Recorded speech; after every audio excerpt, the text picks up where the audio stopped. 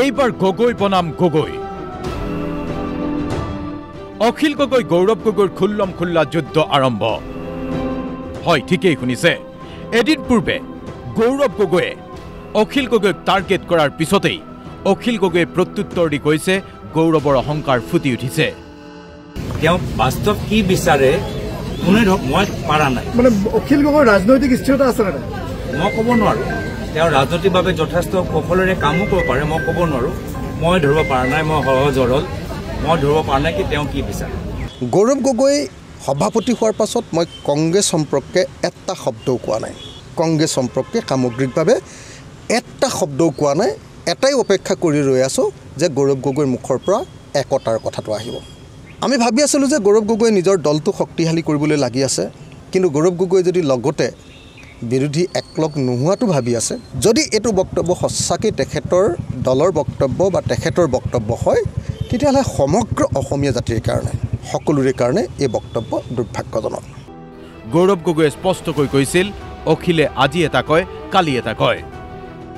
লগে লগে প্ৰত্যুত্তৰ দি অখিল গগৈয়ে গৌৰৱ গগৈক ক'লে গৌৰৱৰ বয়স কম, গৌৰৱ ইমেচিয়ৰ। মই আগতেও কৈছোঁ, অখিল গগৈ ডাঙৰীয়া দিনত শুই উঠি কাক গালি পাৰে কোনো ক'ব নোৱাৰে। সেইদিনা কাক সমালোচনা কৰিব কোনো ক'ব নোৱাৰে, কাক প্ৰশংসা কৰিব কোনো ক'ব নোৱাৰে। এদিন আমাৰ লগত মিত্ৰতা কৰিবলৈ বিচাৰিব, এদিন ক'ব কংগ্ৰেছে আটাইতকৈ দুৰ্নীতি কৰিছে। ত' তেওঁ কোনদিনা কি মনত আছে কোনো ক'ব নোৱাৰে।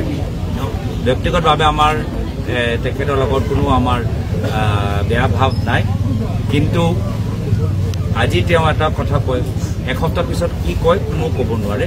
এইখিনিও প্ৰমাণ আমি যোৱা কিছুদিনৰ পৰা দেখিছোঁ। এজন ৰাজনৈতিক নেতাই ব্যক্তিগত ঘৰৰ কথা বাৰ্তাক লৈ, তেওঁৰ পিতৃ মুখ্যমন্ত্ৰী আছিলে, গতিকে তেওঁৰ মুখ্যমন্ত্ৰিত্ব কালত অসমত আটাইতকৈ ডাঙৰ এটা কেলেংকাৰী, অসমৰ স্বাধীনোত্তৰ কালৰ সৰ্ববৃহৎ নিয়োগ কেলেংকাৰীটো APSC কেলেংকাৰী তেওঁৰ পিতৃৰ দিনত হোৱাৰ কাৰণে মই যদি সেই কেলেংকাৰীটোৰ কাৰণে কংগ্ৰেছ জগৰীয়া বুলি কওঁ, কংগ্ৰেছ সেই সময়ৰ কংগ্ৰেছ চৰকাৰখন জগৰীয়া বুলি কওঁ, সেইটোত যদি আৱেগিক হয় কোনোবাই, সেইটোত যদি পাৰ্চনেলি কোনোবাই কথাটো লয়, তেতিয়াহ'লে ব্যক্তিগত কথা বাৰ্তাবিলাকেৰে ৰাজনীতিক জানো নিৰ্ধাৰণ কৰা নহ'ব।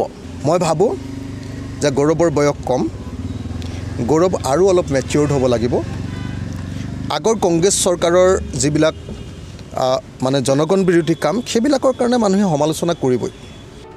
কেৱল মিত্ৰতাই নহয়, APSC কেলেংকাৰী সন্দৰ্ভতো এতিয়া গৌৰৱ গগৈ অখিল গগৈৰ মুকলি বাকযুদ্ধ।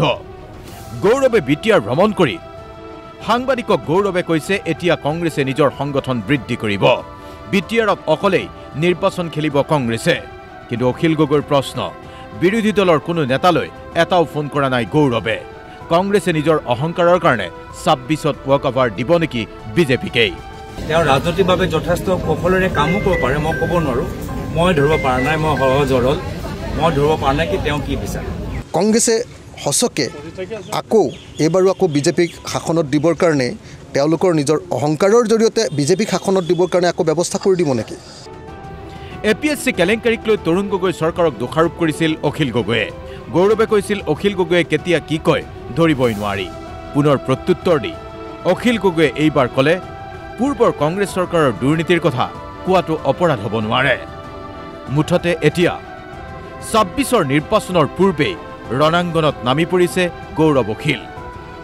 যুদ্ধ এতিয়া এনেকৈয়ে আৰম্ভ হৈছে বিৰোধীৰ মাজতো। বিৰোধী পক্ষৰ লগত এতিয়ালৈকে কথা পতা আৰম্ভ কৰা নাই। কিয় এবাৰো কোনো বিৰোধী পক্ষৰ মানুহলৈ এটাও ফোন কৰা নাই? কিয় এবাৰো ক'তো জেচাৰ দেখুওৱা নাই? বিৰোধী পক্ষৰ প্ৰতি ভাল জেচাৰ এটা কেতিয়া কিয় দেখুওৱা নাই? Bureau report DY 365।